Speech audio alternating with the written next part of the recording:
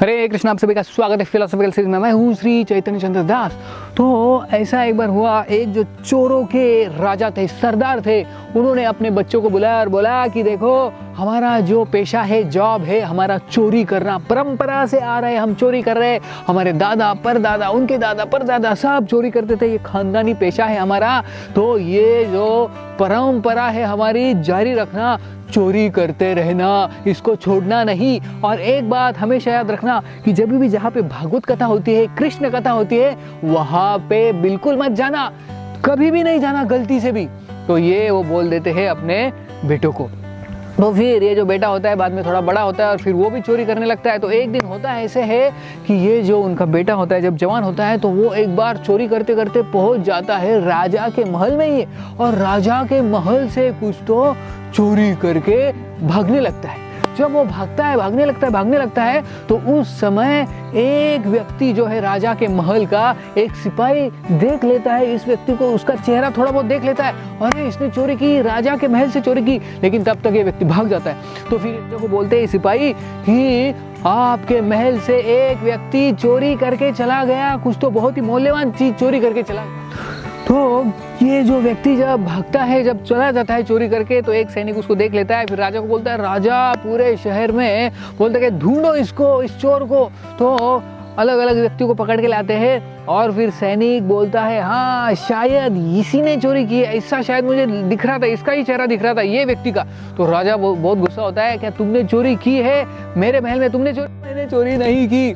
फिर भी राजा, क्योंकि उसके ऊपर संशय होता है, सिपाही ने उसका चेहरा थोड़ा बहुत देख लिया होता है, इसलिए राजा उस व्यक्ति को जेल में डाल देता है। तो व्यक्ति जेल में चला जाता है। लेकिन उसको जब इंक्वायरी होता है कि तुमने सच में चोरी की नहीं, बताओ जल्दी से, नहीं तो देखो अंजाम बुरा होगा। लेकिन वो बोलता है, नहीं मैंने चोरी नहीं की। तो फिर राजा एक युक्ति उसको सूझती है। वो क्या करता है, एक बहुरूपियों को बुलाता है, जिसको अलग अलग रूप को धारण कर सकता है, ऐसे व्यक्ति को बुलाता है। तो ये जो व्यक्ति आता है और बोलता है कि मैं इससे सच उगला सकता हूँ, वो मुझे सच बताएगा, आप चिंता मत करो।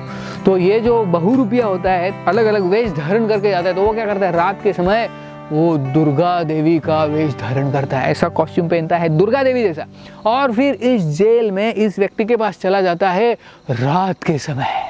तो ये जो व्यक्ति होता है अंदर, जेल के अंदर जो व्यक्ति पकड़ा गया है, जिसने चोरी की थी लेकिन बोल रहा है मैंने चोरी नहीं की, वो दुर्गा देवी का उपासक होता है। तो ये जब दुर्गा देवी सामने आती है उसके, और दुर्गा देवी पूछती है, मैं दुर्गा हूँ, दुर्गा देवी, ऐसा वो दुर्गा देवी का रूप पहन के आता है और बोलता है, मैं दुर्गा देवी हूँ, सच सच बताओ कि तुमने चोरी की थी या नहीं, मैं दुर्गा देवी हूँ, बताओ मुझे। तो ये जो व्यक्ति देखता है, ये व्यक्ति चोरी करने से पहले, जब वो चोरी करने के लिए आ रहा था राजा के महल में, तो उस समय वो जब आ रहा था रास्ते से, वहाँ पे एक भागवत कथा चल रही थी रास्ते के बाजू में। तो ये व्यक्ति जब देखता है कि भागवत कथा चल रही है, तो सोचता है मेरे पिताजी ने बोला था भागवत कथा नहीं सुननी है, तो वो कान पे ऐसे हाथ लगा देता है। और जब चल रहा था नजदीक से भागवत कथा चल रही थी, तो उस समय में उसके पैर में कांटा चला जाता है, और जब वो कांटा पैर से निकालने जाता है, दोनों हाथ निकाल लेता है, कांटा निकालता है, तो उस समय वो भागवत कथा के कुछ वाक्य सुन लेता है।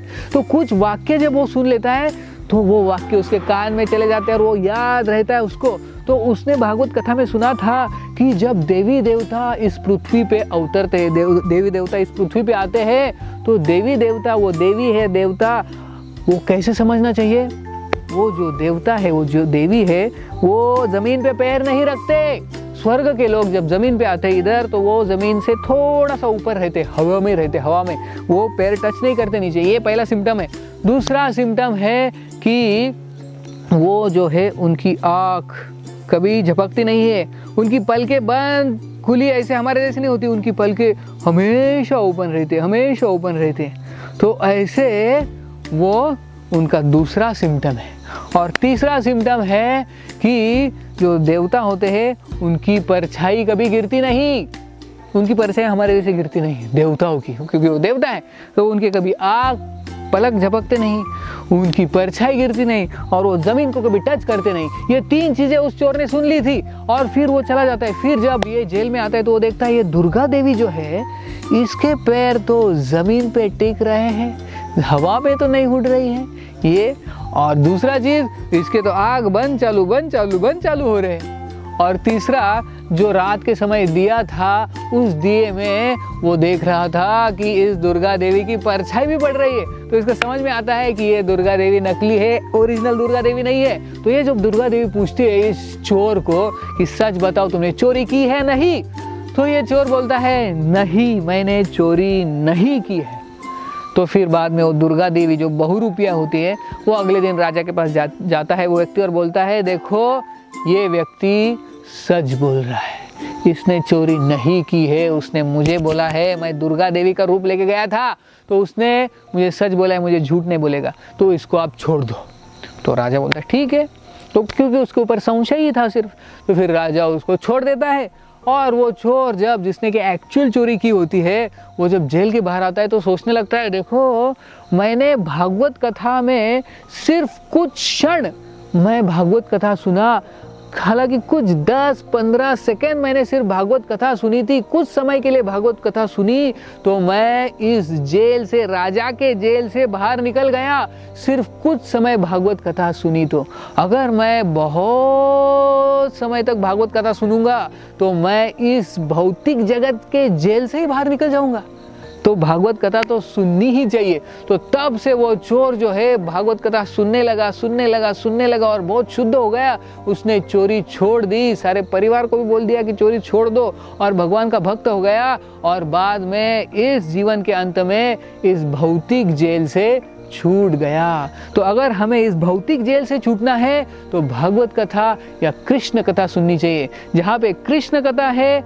वहाँ पे भौतिक व्यथा नहीं होती। अगर आपको व्यथा से मुक्ति चाहिए तो कृष्ण कथा सुननी चाहिए। बहुत बहुत धन्यवाद। हरे कृष्ण।